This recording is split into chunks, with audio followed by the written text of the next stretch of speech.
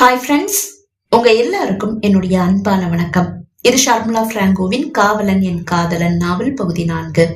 வாசிப்பது ஷார்முலா பிராங்கோ. வாங்க ஃப்ரெண்ட்ஸ், தொடர்ந்து கதையை கேட்கலாம்.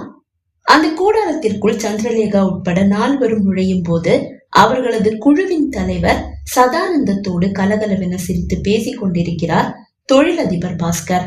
உள்ளே வந்த 4 மிகவும் கசப்பான மோசமான அனுபவத்தை தான் பாஸ்கர் பரிசளித்திருந்தார். 4 உள்ளே நுழைந்ததும் இருவரும் தங்கள் பேச்சை நிறுத்தி கொண்டனர். வாங்க வாங்க, உங்க 4 பேரையும் தான் மிஸ்டர் பாஸ்கர் ஆவலா எதிர்பார்த்து காத்துட்டு இருக்காரு. அவர்களது சீஃப் சதானந்தம் கூற 4 ஒன்றும் பேசவில்லை. என்னாச்சு, 4 பேரும் அமைதியா நிக்கிறீங்க? அதற்கும் அவர்கள் பதில் கூறவில்லை. மிஸ்டர் பாஸ்கர் என்கிட்ட நடந்த எல்லாத்தையும் சொன்னாரு. போன மாசம் ரொம்ப மோசமான ஒரு சூழல்ல உங்க 4 பேரையும் சந்திச்சதா சொன்னாரு. அதுல இவருக்கு வருத்தமும் உண்டு. அதே மாதிரி அது இவருடைய தவறு இல்லைன்னு நீங்க புரிஞ்சுக்கணும். அதை உங்களுக்கு புரிய வைக்கவும் உங்ககிட்ட ஒரு உதவியையும் கேட்டுதான் அவர் இப்ப இங்க வந்திருக்காரு என்று சீஃப் சதானந்தம் கூற, சாரி சார், அது இவருடைய தவறு இல்லைன்னு இவர் சொன்னதும் சரின்னு சொல்லி தலையாட்டிட்டு போக நாங்க ஒண்ணும் இவருடைய வேலைக்காரங்க இல்ல கோபமாக சந்திரலேகா கூற, சந்திரலேகா, இவர் உன்னை பத்தி நிறைய பேசினாரு. பேசணுமே சார், ஏன்னா என்கிட்ட தானே ரொம்ப கேவலமா ரொம்ப மோசமா நடந்துகிட்டாரு.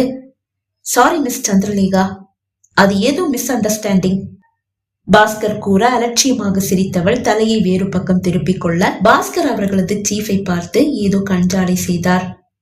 சந்திரலேகா, அன்னைக்கு என்னமா நடந்தது, நீ சொல்லு, சீஃப் சதானந்தம் கேட்க, சார், நம்ம டிபார்ட்மெண்ட்டுக்கு தன்னுடைய நிலத்தை அகழ்வாராய்ச்சிக்காக மிஸ்டர் சிவகுமார் விட்டு கொடுத்தாரு.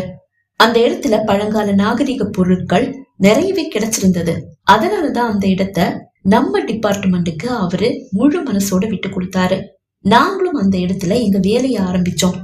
ஒரு மாசத்துக்கு அப்புறமா இவரும் இவருடைய ஆட்களும் திடீர்னு அங்க வந்து, இந்த இடம் மிஸ்டர் சிவகுமாருக்கு சொந்தமானது இல்ல, அவர்கிட்ட இருந்து நான் இத வாங்கிட்டேன், நீங்க இங்கிருந்து உடனே கிளம்புங்க அப்படின்னு சொல்லி சொன்னாரு.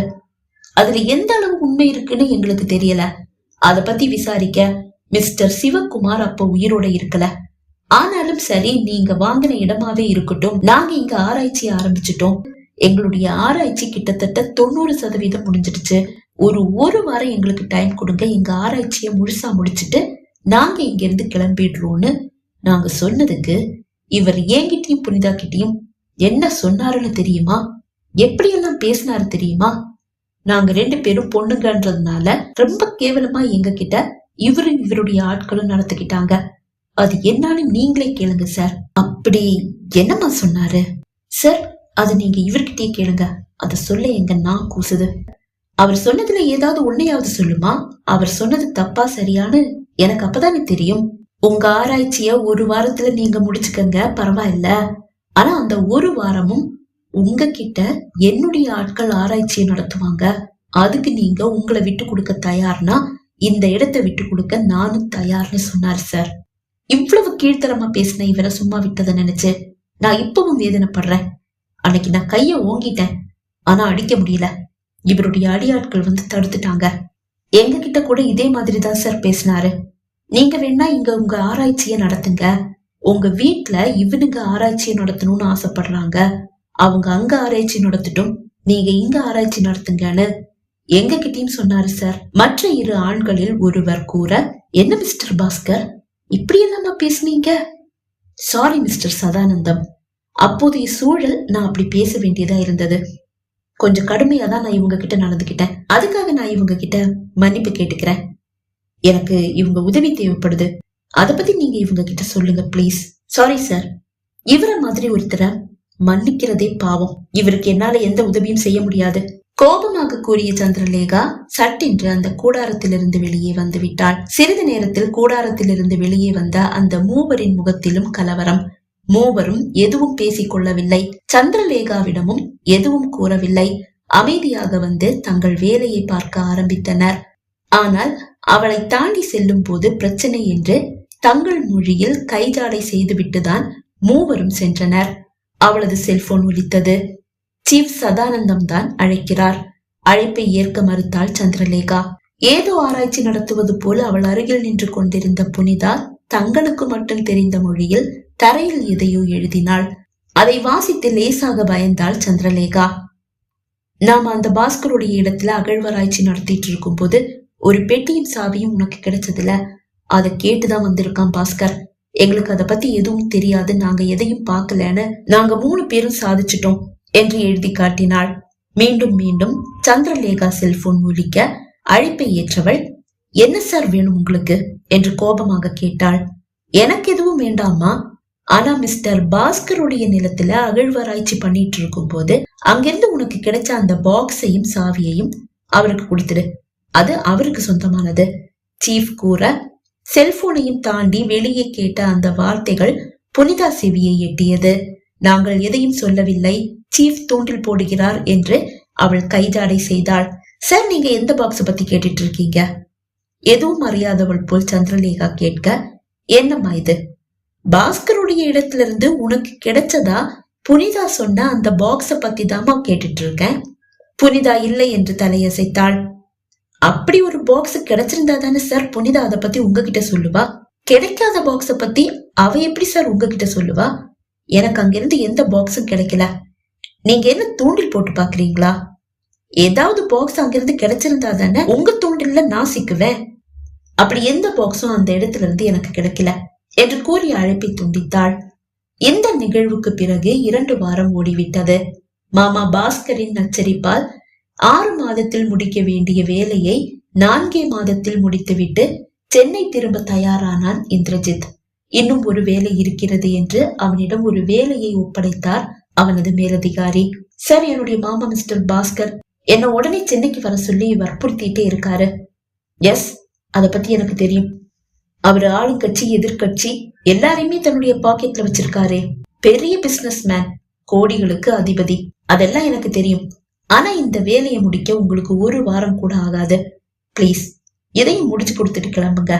வேற யாருக்கிட்டையாவது ஒப்படைச்சா 1 வருஷம் ஆனாலும் முடிக்க மாட்டாங்க என்று கூறி ஃபைலை அவனிடம் கொடுக்க அதை வாங்கி கொண்டு உடனே வீட்டிற்கு வந்து விட்டான் இந்திரஜித்.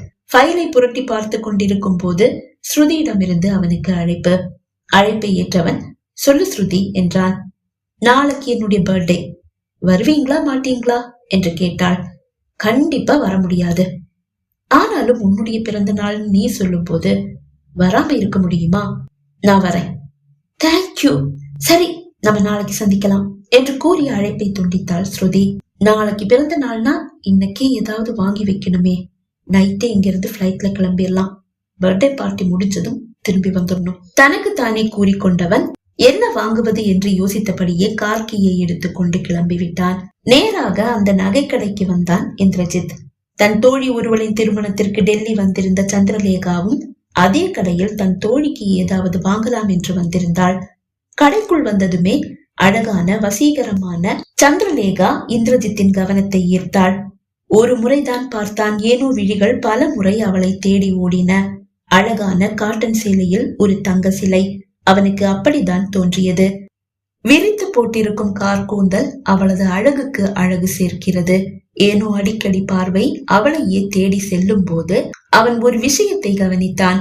அவளது விழிகள் அந்த மூதாட்டியின் கழுத்தில் தொங்கும் நெக்லஸின் மீதுதான் இருக்கிறது. மிகவும் பழமையான அந்த நகை சந்திரலேகாவை ஈர்த்ததில் வியப்பேதும் இல்லை. ஆனால் சந்திரலேகா பற்றி அறியாத இந்திரஜித் அதை அறிய வாய்ப்பேது. அந்த நகை மீது மோகம் கொண்டுதான் அவள் அதை பார்க்கிறாள் என்றுதான் அவன் நினைத்தான். அவனது எண்ணம் சரி என்பது போல் அங்கு சில சம்பவங்களும் நடந்தேறியது. திடீரென்று ஏற்பட்ட மின் தடைக்கு பின் விளக்குகள் எரியும் போது அந்த பாட்டியின் கழுத்தில் இருந்த அந்த நகையை காணவில்லை. ஐயோ, என்னுடைய வைர நெக்லஸ காணோம்! அந்த பாட்டி கூச்சலிட, கதவு சாத்துங்க, உறக்க கத்தினான் இந்திரஜித். கதவு சாத்தப்பட்டது. தன் ஐடி கார்டை கடை முதலாளியிடம் காண்பித்த இந்திரஜித் தான் யார் என்பதை அங்கு இருந்தவர்களிடமும் கூறினான். இங்க இருக்கிற யாரோதான் அந்த பாட்டியுடைய நெக்லஸ திருடி இருக்கீங்க. உங்களை பரிசோதனை பண்ணா யாரு குற்றவாளின்னு கண்டுபிடிச்சிடலாம் என்று கூறியவன் அருகில் இருந்த காவல் நிலையத்திற்கு தகவல் கொடுத்து கடையில் இருந்து யாரும் வெளியே செல்லாதபடி காவல் ஏற்படுத்திவிட்டு ஒரு பெண் காவலரையும் தன்னோடு அழைத்து கொண்டு ஒரு அறைக்கு வந்தான். ஒரு ஆண் ஒரு பெண் என்று இருவராக அந்த அறைக்குள் சென்று திரும்பிக் கொண்டிருந்தனர். அப்போதுதான் அங்கு ஓரமாக நின்று அழுது கொண்டிருந்த அந்த இளம் பெண்ணின் அருகில் வந்து நின்றாள் சந்திரலேகா. நீ அந்த நெக்லஸ் எடுத்ததை நான் பார்த்தேன், சந்திரலேகா கூற, மெல்ல விழிகளை உயர்த்தி அவளை பார்த்த அந்த பெண், ஐயோ அக்கா, என்னுடைய தங்கச்சிக்கு கேன்சர், அவளுடைய ட்ரீட்மெண்ட்டுக்காக 50 லட்சத்துக்கு மேல காசு வேணும்னு டாக்டர் சொல்லிட்டாங்க. அதுக்காக தான் இப்படி செஞ்சேன். ஆனா இப்போ நான் மாட்டிப்பேன் போல இருக்கு. நான் மட்டும் மாட்டிக்கிட்டா என் குடும்பத்துடைய மானமே போயிடும். அதுக்கப்புறமா என்னுடைய அப்பா அம்மா தங்கச்சி 3 பேரும் தற்கொலை செஞ்சுப்பாங்க. அவள் அழ ஆரம்பிக்க, சரி, அந்த நெக்லஸை யாருக்கும் தெரியாம என்னுடைய பேக்ல போட்டுடு, மத்ததை நான் பாத்துக்கிறேன், சந்திரலேகா கூற அந்த பெண் நெக்லஸை எடுத்து யாருக்கும் தெரியாமல் அவளது கைப்பையில் திணித்தாள். அந்த பெண்ணின் அருகில் இருந்து மெல்ல நகர்ந்து சற்று தள்ளி வந்த சந்திரலேகா தன் கைப்பையில் இருந்த அந்த நகையை எடுத்து ஒருவர் கண்ணிலும் படாமல் தரையில் போட்டுவிட்டு ஒரு பெண்மணியின் அருகில் வந்து நின்றாள். அங்கு அது என்ன பளபளன்னு மின்னது? தன் குரலை உயர்த்தி சற்று சத்தமாக சந்திரலேகா கூற அந்த இடத்தில் நின்று கொண்டிருந்த அனைவரின் விழிகளும் நெக்லஸின் மீது விழுந்தது. சார், நெக்லஸ் கிடைச்சிருச்சு! ஒருவர் உறக்க கத்த, ஒருவர் ஓடி சென்று அந்த நெக்லஸை எடுத்து பாட்டியின் அருகில் கொண்டு வந்து, இது உங்க நெக்லஸ் தானே என்று கேட்டார். ஆமா, இதுதான் என்னுடைய நெக்லஸ் என்று கூறிய அந்த பாட்டி அதை வாங்கி தன் மார்போடு சேர்த்து அணைத்துக் கொண்டார். இது என்னுடைய பரம்பரையோட நினைவு சின்னம், இதோடைய மதிப்பு பல கோடி என்று கூறினார். தனி அறையில் இருந்தாலும் வெளியே நடப்பதை சிசிடிவி மூலம் கண்காணித்துக் கொண்டிருந்த இந்திரஜித் நெக்லஸை தரையில் போட்ட சந்திரலேகாவை கவனிக்காமல் இல்லை. ஆனால் ஏதோ தெரியாமல் செய்து விட்டாள் என்று அவளை காட்டி கொடுக்க மனமில்லாமல் அந்த அறையில் இருந்து வெளியே வந்தவன், நெக்லஸ் கிடைச்சிருச்சுல, இனியாவது பத்திரமா வச்சுக்கங்க என்று அந்த மூதாட்டியிடம் கூறிவிட்டு ஸ்ருதிக்காக ஒரு நகையை வாங்கி கொண்டு அங்கிருந்து கிளம்பிவிட்டான். பகுதி 4 நிறைவடைந்தது. பகுதி 5 உங்களை சந்திக்கும் வரை விடைபெறுகிறேன். நன்றி, வணக்கம்.